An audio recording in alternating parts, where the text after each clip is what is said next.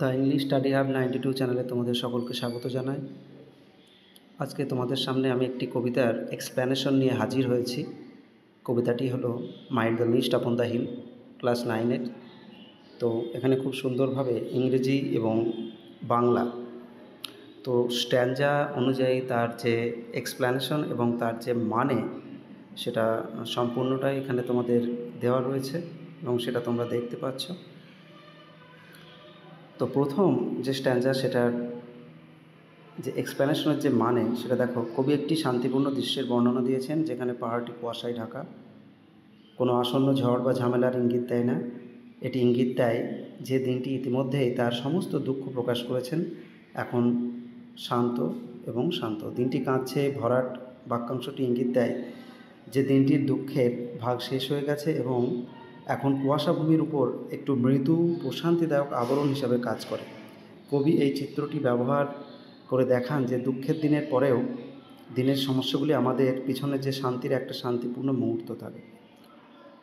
তো এটা হচ্ছে প্রথম স্ট্যাঞ্জার যে বেঙ্গলি মিনিং, সেটা আমি শুধু বেঙ্গলিটাই বলছি, ইংলিশটা বলছি না, তাতে হয়তো ভিডিও দীর্ঘায়িত হয়ে যাবে।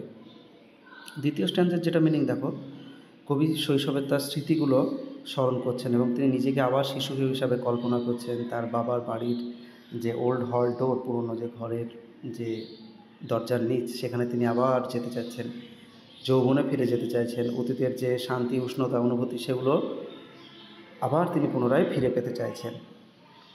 থার্ড স্ট্যাঞ্জায় দেখো, কবিতার এই পংক্তিটিতে কবি দিনের পর মেঘলা সন্ধ্যার দৃশ্য বর্ণনা করেছেন।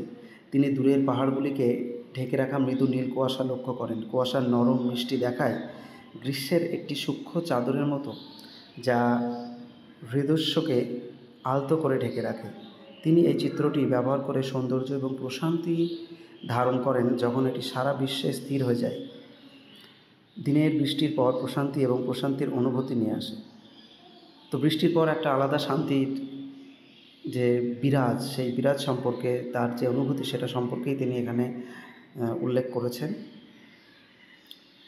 তারপরে যেটা লাস্ট প্যারা দেখো, সেখানে কি বলছে, ব্রনটি বর্ণনা করেছেন যে বৃষ্টির আর্দ্রতা কীভাবে দীর্ঘ সবুজ ঘাসে থেকে যায়। তিনি এই আর্দ্রতাকে সকালের অশ্রুর সাথে তুলনা করেছেন। মানে ওই সকালবেলা ঘাসের উপর যে শিশির পড়ে, সেই শিশিরটাকে সকালের অশ্রুর সাথে তিনি তুলনা করছেন এবং বলছেন এটি সকলের বিষণ্ণতা অশ্রুর মতো দেখাচ্ছে।